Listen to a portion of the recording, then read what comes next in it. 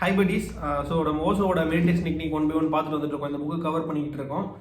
இது வரைக்கும் 3 meditation techniques வந்து நான் வீடியோ போஸ்ட் பண்ணியாச்சு. நீங்கள் பார்க்கல அப்படின்னா டிஸ்கிரிப்ஷனில் லிங்க் தரேன். நீங்கள் வந்து 3 வீடியோஸ் பார்த்துட்டு இதை கண்டினியூ பண்ணுங்கள். ஸோ இது வரைக்கும் யாரெல்லாம் ட்ரை பண்ணியிருக்கீங்க, உங்களுக்கு ஏதாவது டிஃபரன்ஸ் இருக்கா அப்படிங்கிறது வந்து கமெண்ட்ஸில் லீவ் பண்ணுங்கள். அண்ட் வீடியோ போட்டு ரொம்ப நாள் ஆச்சு. எனிவே 4th மெடிடேஷன் டெக்னிக் என்ன அப்படின்னு பார்த்தீங்கன்னா, அதாவது இது கொஞ்சம் எக்ஸ்பிளனேஷன் தான். இது வந்து நீங்கள் எக்ஸ்பீரியன்ஸ் பண்ணுற மாதிரியான விஷயங்கள் தான் இருக்கும். என்ன அப்படின்னா, நம்ம பிரீத் வந்து நம்ம சுவாசம் எப்போ ஸ்டாப் ஆகுது அப்படிங்கிறத நம்ம அவேர்னஸோட கவனிக்க முடிஞ்சது அப்படின்னா அதுதான் வந்து 4th மெடிடேஷன் டெக்னிக். இது வந்து ஓஷோ என்ன சொல்றாரு அப்படின்னு பார்த்தீங்கன்னா, இது வந்து எல்லா இம்பியூர் சோல்ஸ், இம்பியூர் மைண்ட் இருக்காங்க அப்படின்னா அவங்களுக்கு வந்து ரொம்ப difficult to practice this. Impure mind யாரு, பியூர் மைண்ட் யாரு அப்படிங்கிறத நான் சொல்லிடுறேன்.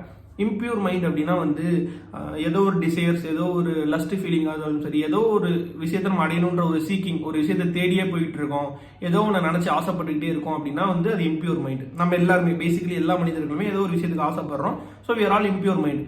பியூர் மைண்ட்னா எதையுமே ஆசைப்படாத, எதையுமே தேடாத ஒரு மைண்டு தான் வந்து பியூர் மைண்ட். இது யார் சொல்லலாம் அப்படின்னா, புத்தரோட ஒரு பிரின்சிபல்ஸ், கரெக்டாக புத்திஸ்ட் பிரின்சிபல் என்ன அப்படின்னா, உன்னோட ஆசையை திறந்த அப்படின்னா வந்து உனக்கு நிம்மதினு சொல்லுவாங்களா. ஸோ அந்த மாதிரி இருக்கிறவங்க வந்து பியூர் மைண்டு. ஸோ இதை வந்து ஓஷோவோட ஒரு எக்ஸாம்பிள் எதுன்னு ஆரம்பிப்போம். என்ன அப்படின்னா, எப்போ அந்த ப்ரீத்திங் ஸ்டாப் ஆகிறதா உங்களால் நார்மலான இம்பியூர் சோர்ஸால் உணர முடியும், இம்பியூர் மைண்டால் உணர முடியும் அப்படின்னா, இப்போ வந்து காரில் ட்ராவல் பண்ணிட்டு இருக்கீங்க, உங்களுக்கு அறியாமல் திடீர்னு ஒரு ஆக்சிடென்ட் நடக்க போகுது அப்படின்னா அந்த டைமில் ஒன்று நீங்கள் மூச்சை உள்ளே இழுத்துட்டு இருப்பீங்க, இல்லை வந்து மூச்சை வெளியே விட்டுட்டு இருப்பீங்க. ஆமாம், அதை நான் ஒன்று ப்ரீத் இன் பண்ணிட்டு இருப்பீங்க, இல்லைன்னா ப்ரீத் அவுட் பண்ணிட்டு இருப்பீங்க. ஆனால் அந்த கார் ஆக்சிடென்ட் ஆக அந்த மொமெண்ட்ல சப்போஸ் நீங்கள் ப்ரீத் இன் பண்ணிட்டு இருந்தாலும், இன் பண்ணிட்டு இருக்கும்போது அந்த ஒரு மொமெண்ட்ல ஒரு பாஸ் ஆகும், ஒரு ஸ்டாப் ஆகும், அந்த ப்ரீத்திங் ஸ்டாப் ஆகும். சப்போஸ் மூச்சை வெளியே விட்டுட்டு இருந்தாலுமே அந்த ஆக்சிடென்ட் நடக்கிற அந்த ஒரு மொமெண்ட்ல உங்களால் வந்து அந்த ப்ரீத்திங் வந்து ஸ்டாப் பண்ணுறதா உணர முடியும். ஸோ அது எல்லா இம்பியூர் மைண்டாலையும் அந்த ஒரு சடன் இம்பாக்ட், சடனாக ஒரு விஷயம் நீங்கள் எதிர்பாராத டைமில் நடந்தது அப்படின்னா அப்போ மட்டும் தான் நம்மளால் உணர முடியும். இதை வந்து ஜப்பானில் இருக்கிற ஜென் மாங்க்ஸ், ஜென் துறவிகள் இருக்காங்க பார்த்தீங்களா, அவங்க வந்து காலங்காலமாக ப்ராக்டிஸ் பண்ணிட்டு இருக்கிற ஒரு டெக்னிக் தான் இது. அங்கே என்ன நடக்கும் அப்படின்னு பார்த்தீங்கன்னா, ஜப்பானில் வந்து ஜென் மாஸ்டர் இருப்பாங்கல்ல. ஸோ துறவி கீழே வந்து நிறையா சீடர்கள் இருப்பாங்க. அப்போ வந்து அந்த மாஸ்டர் என்ன பண்ணுவார் அப்படின்னா, மாஸ்டர் வந்து சீடர்கள் கூட ஜாலியாக பேசிக்கிட்டே இருப்பாங்க. பேசிகிட்டே இருக்கும்போது, சகஜமாக பேசிட்டே இருக்கும்போது திடீர்னு ஜென் மாஸ்டர் வந்து தன்னோட துறவியை அடிச்சுட்டு வரோம். Sudden slab. அப்போ வந்து ஜாலியாக பேசிகிட்டு இருக்கும்போது மனுஷன் சந்தோஷமாக தானே பேசிட்டு இருந்தாரு, இப்போ வந்து சிரிச்சு தானே பேசிட்டு இருப்பாரு, எப்படி நம்மளை அடிக்கிறாருன்றது வந்து ஒரு சடன், அவங்க எதிர்பாராத ஒரு அன்பிலீவபிளான ஒரு விஷயம். அதாவது ஒரு மாஸ்டர் பேசிகிட்டு இருக்கும்போது சீடனை அடிக்கும்போது அந்த சீடன் வந்து அதை எதிர்பார்த்துருக்க மாட்டான் இல்லையா. ஸோ அப்போ அந்த மொமெண்ட்டில் வந்து அவங்களோட ப்ரீத்திங் ஸ்டாப் ஆகும், அந்த பாஸ் மொமெண்ட்டை உணர முடியும். என்ன சொல்கிறாங்க அப்படின்னா, இந்த புத்தா ஹுட் அப்படிங்கிற அந்த அந்த ஒரு நிலை, அந்த ஒரு நிலைப்பாடை பல சீடர்கள் இது மாதிரி அடி வாங்கியே வந்து உணர்ந்திருக்காங்க. கேட்கறதுக்கே வேடிக்கையாக இருந்தாலும் அவங்க எதிர்பாராத ஒரு மொமெண்ட்டாக இருக்கும். ஃபார் எக்ஸாம்பிள், அந்த ஜென் மாஸ்டர் வந்து இப்போ சப்போஸ் சீடருக்கும் அவங்களுக்கும் ஒரு ஆர்குமெண்ட் வருது, சீடர் வந்து அசிங்கமாக திட்டுறான் நம்ம ஜென் மாஸ்டர் அப்படின்னா, ஜென் மாஸ்டர் வந்து அந்த இடத்துல வந்து கோவப்பட மாட்டார். ஏன்னா கோவத்தை தான் அவன் எக்ஸ்பெக்ட் பண்ணுறான் நீங்கள் திட்டும் போது. ஆனால் அந்த ஜென் மாஸ்டர் வந்து அந்த இடத்துல சிரிப்பார், இல்லை டான்ஸ் ஆடுவார், அந்த மாதிரி பண்ணுவார். பிகாஸ் அப்போ தான் வந்து அவங்களால வந்து அந்த ப்ரீத்திங் ஸ்டாப் ஆகுது, அந்த பாஸ் மூமெண்ட்டை உணர முடியும். அப்படிங்கிறதுனால ஜென் மாஸ்டர்ஸ் இந்த மாதிரி எதிர்பாராத ஒரு விஷயங்களை செஞ்சு தான் ப்ராக்டிஸ் கொடுத்துட்டு இருக்காங்க ஜப்பானில்.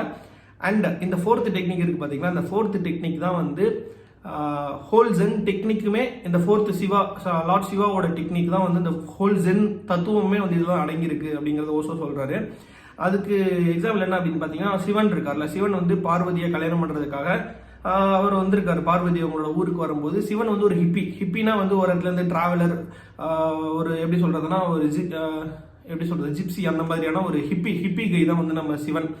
ஸோ அப்படி இருக்கிற ஒருத்தருக்கு பார்வதியை கொடுப்பாங்களா? அவங்க அப்பா வந்து அக்செப்டே பண்ணல. ஆனால் பார்வதி வந்து எனக்கு சிவன் தான் வேணும்னு சொன்னதுக்கப்புறம் ரொம்ப அன்வில்லிங்லி தான் வந்து பார்வதியை சிவனுக்கு வந்து கல்யாணம் பண்ணி கொடுத்தாங்க. அப்போது அந்த கல்யாணம், அந்த ஊர்வலம் இருக்கும் பார்த்தீங்களா, அந்த ஊர்வலத்தப்போ வந்து சிவன் அந்த ஹிப்பி குரூப்ஸ் எல்லாருமே என்ஜாய் பண்ணுறப்போ வந்து எல்எஸ்டி, மேரிவானா இந்த மாதிரி பயங்கர ஹையாக என்ஜாய் பண்ணியிருக்காங்க. அந்த ஒரு மொமெண்ட் சிவன் பார்வதியை திருமணம் செஞ்சுட்டு போகிற அந்த ஒரு மொமெண்ட்ல அந்த ஊரே வேடிக்கை பார்க்குறப்போ ஒரு பாஸ் மொமெண்ட் அனுபவிச்சிருக்காங்க. அதாவது இட்ஸ் அன்எக்ஸ்பெக்டட், அன்பிலீவபிள் ஈவெண்ட். ஏன்னா சிவன் மாதிரி ஒரு ஹிப்பிக்கு பார்வதியை கல்யாணம் பண்ணி தருவாங்கன்னு யாருமே எதிர்பார்த்துருக்க மாட்டாங்க. அது நடந்த அந்த ஒரு டைமில் அவங்க செலிப்ரேட் பண்ணுற அந்த ஒரு பர்டிகுலர் மூமெண்ட் வந்து எல்லாருமே ஒரு பாஸ் அனுபவிச்சிருக்காங்க. ஸோ இந்த ஒரு விஷயம் தான் வந்து ஜென்லேயுமே வந்து ப்ராக்டிஸ் பண்ணுறாங்க. நான் சொன்னேன்ல, ஜாப்பனீஸ் மாங்ஸ் வந்து இந்த மாதிரி தான் வந்து ப்ரீச் பண்ணி சொல்லி தந்துட்டு இருக்காங்க.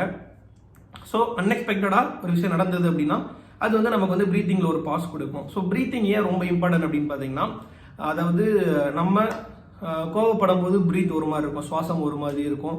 அதே மாதிரி ப்ரீத்திங் ஸ்டாப் ஆச்சு அப்படின்னா நம்மளோட மைண்டு ஸ்டாப் ஆகிடும். மைண்டும் ப்ரீத்திங்கும் ரொம்பவே கனெக்டட். ஸோ நீங்கள் கோவப்படும் போது நான் ஆல்ரெடி சொல்லியிருந்தேன், போன வீடியோஸ் பார்த்துட்டு தெரிஞ்சிருக்கும், உங்களோட ப்ரீத்திங் பேட்டர்ன் வந்து சேஞ்ச் ஆகும். இதில் வந்து ஒரு பெஸ்ட் எக்ஸாம்பிள் என்ன அப்படின்னா, இப்போ வந்து செக்ஸ் அப்படிங்கிற ஒரு விஷயத்த ஆயுர்வேதா அண்ட் மாடர்ன் மெடிசன் என்ன சொல்லுது அப்படின்னு பார்த்தீங்கன்னா, ஆயுர்வேதாவில் என்ன சொல்கிறாங்க அப்படின்னா, இப்போ வந்து செக்ஸ் அப்போ வந்து உங்களோட ப்ரீத்திங் வந்து ரொம்ப ரேப்பிடாக இருக்கும். அப்போ வந்து ஆயுர்வேதா படி அதிகமாக செக்ஸ் பண்ணிட்டு இருந்தாங்க அப்படின்னா அவங்களுக்கு வந்து ஆயுள் கம்மியாயிடும், அவங்க லைஃப் டைம் வந்து கம்மியாயிடும் அப்படிங்கிறத ஆயுர்வேதாலாம் நம்பிட்டு இருந்தாங்க. சாரி, அதுக்கப்புறம் வந்து இப்போ இருக்கிற மாடர்ன் மெடிசன் என்ன சொல்கிறாங்க அப்படின்னா, செக்ஸ் வந்து ஒரு ரிலாக்ஸிங் ஃபீலை கொடுக்குது, பிளட் சர்க்குலேஷன் அதிகமாக இருக்குன்னு சொல்லி மாடர்ன் மெடிசன் சொல்லுது. அப்போ இது ரெண்டுல எது உண்மை அப்படின்னு பார்த்தீங்கன்னா, ஓஷோ என்ன சொல்கிறாங்கன்னா, ரெண்டுமே உண்மை தான். ஆயுர்வேதம் வந்து 5000 வருஷத்துக்கு முன்னாடி வந்த ஒரு விஷயம். அப்போ வந்து மனுஷன் வந்து எப்படி இருந்தான் அப்படின்னா, மச் லேபர், வெளியே போய் ஒர்க் பண்ணுறது, ரொம்ப உடலை வருத்தி வேலை செஞ்சுட்டு இருந்தான். ஆனால் இப்போ இருக்கிற மனிதன் பார்த்தீங்க அப்படின்னா, ஃபோனும் கையுமா இந்த மாடர்ன் ஜென்ரேஷனில் வாழ்ந்துட்டு இருக்கிற மனுஷனுக்கு வந்து இது வந்து எப்படி சொல்கிறது, இது ஒரு ரிலாக்ஸிங் ஃபீலாக கிடைக்குது செக்ஸ் அப்படிங்கிறது.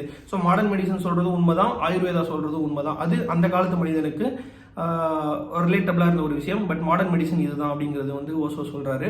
ஸோ அதுக்கடுத்து சிக்மண்ட் ஃப்ரூய்டுன்னு ஒருத்தர் இருக்கார். சிக்மண்ட் ஃப்ரூய்டு அவர் வந்து சைக்காலஜியின் தந்தை அப்படின்னே சொல்லலாம். ஸோ அவர் என்ன சொல்கிறார் அப்படின்னு பார்த்தீங்கன்னா, செக்ஸ் தான் வந்து இந்த மாடர்ன் மேனுக்கான பெஸ்ட் ட்ரான்குலைசர் அப்படின்னு சொல்கிறார். ட்ரான்குலைசர் அப்படின்னா வந்து எப்போ நமக்கு ஸ்ட்ரெஸ்ஸாக இருக்குது, இல்லை டென்ஷனாக இருக்குது, நமக்கு வந்து ஆங்ஸைட்டியாக இருக்குது, ப்ரெஷர் இருக்குது அப்படின்னா வந்து இதை ட்ரீட் பண்ணுறதுக்கு ஒரு ட்ரக்கோ ஒரு மெடிசனோ கொடுத்து நம்மளை ட்ரீட் பண்ணுவாங்க இல்லையா. ஸோ அதுதான் வந்து ட்ரான்குலைசர். ஸோ செக்ஸ் தான் வந்து மனுஷனோட டென்ஷனையும் ஸ்ட்ரெஸ்ஸையும் ஆங்ஸைட்டியும் சால்வ் பண்ணுற ஒரு மெடிசன்னு சைக்காலஜியின் தந்தையே வந்து சொல்லியிருக்காரு. ஸோ இதெல்லாம் ஓஷோ டிஸ்கஸ் பண்ணிட்டு என்ன சொல்கிறார் அப்படின்னா, ஸோ அந்த ப்ரீத்திங் பேட்டர்னை, அந்த ப்ரீத்திங் நம்ம நார்மலாக ப்ரீத் பண்ணிட்டு இருக்கும்போது ப்ரீத் உள்ளே இழுக்கும் போதும் சரி, அதுக்கடுத்து திருப்பி வெளியே வர்றதுக்கு முன்னாடியும் ஒரு டைம் பாஸ் ஆகும்னு சொன்னேன். நான் ஆல்ரெடி போன 3 வீடியோஸ் பார்த்துட்டீங்கன்னா தெரிஞ்சிருக்கும். அதில் வந்து ப்ரீத்திங் அப்சர்வ் பண்ணுறது, அந்த உள்ளே போயிட்டு வெளியே வர்றது, ஸோ அது எல்லாத்தையும் அப்சர்வ் பண்ண சொல்லியிருந்தோம். பட் இந்த 4th டெக்னிக் பொறுத்த வரைக்கும் அந்த ப்ரீத்திங் ஸ்டாப் ஆகிற, அந்த பாஸ் ஆகிற அந்த ஒரு மொமெண்ட்ல நம்மளோட செல்ஃப் வந்து வேனிஷ் ஆகிடும், நம்ம இல்லாமல் போயிடுவோம், அந்த மைண்டு ஸ்டாப் ஆகும், ப்ரீத்திங் ஸ்டாப் ஆகும். அந்த ஒரு மொமெண்ட் அவங்களால உணர முடிஞ்சது அப்படின்னா that is the 4th meditation technique. இதுதான் ஃபுல் ஜென்னுமே வந்து ஜென் டெக்னிக். இதை தான் ஃபாலோ பண்ணுறாங்க. ஜாப்பனீஸில் இருக்கிற மாங்ஸ் வந்து இதை தான் வந்து தன்னோட சீடர்களுக்கு வந்து சொல்லி தந்துட்டு இருக்காங்க. This is the 4th technique. And இவ்வளோ நாளாக வந்து நம்ம ப்ரீத்திங்கை பற்றி ரொம்ப இம்பார்ட்டண்டாக பேசிட்டு இருக்கோம். ப்ரீத்திங் பற்றி நிறைய கேள்விகள் இருக்கும்ல. ஸோ அது எல்லாத்தையும் அப்கமிங் வீடியோஸில் நான் சொல்லிட்டு அதுக்கடுத்து 5th டெக்னிக்லேருந்து ஆரம்பிக்கலாம். ஸோ நெக்ஸ்ட் வீடியோஸில் வந்து ப்ரீத்திங்கே இவ்வளோ இம்பார்ட்டன்ஸ் கொடுக்குறாங்க, அதோட சிக்னிஃபிகன்ஸ் என்ன அப்படிங்கிறத பற்றி டீட்டெயிலாக பார்த்துடலாம். அதுக்கடுத்து மொத்தம் 9 ப்ரீத்திங் டெக்னிக்ஸ் தான். அதுக்கடுத்து வந்து நிறையா டைனமிக் மெடிடேஷன்லாம் வரும். ப்ரீத்திங் ஒரு இடத்துல உட்காந்துட்டு மெடிடேஷன் பண்ணுறது மட்டும் இல்லாமல் கொஞ்சம் வித்தியாசமான மெடிடேஷன் டெக்னிக்ஸ்லாம் இருக்குது.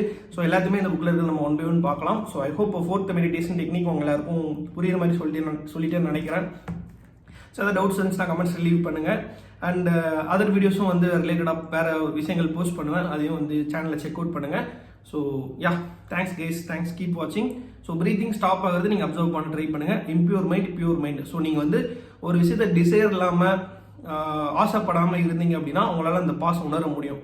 இல்லை நீங்கள் வந்து எதையாவது எதிர்பார்த்துட்டு இருக்கீங்க, எதையாவது சீக் பண்ணிக்கிட்டு இருக்கீங்க அப்படின்னா சடனாக அன்பிலியபிளாக எப்பயாவது நடந்தால் தான் உங்களால் அந்த ப்ரீத்திங் ஸ்டாப் ஆகிற ஒரு மொமெண்ட்டை உணர முடியும். திஸ் இஸ் த 4th டெக்னிக்கை சம்மரைஸ் பண்ணோம் அப்படின்னா. நன்றி வணக்கம் மக்களே, நன்றி வணக்கம்.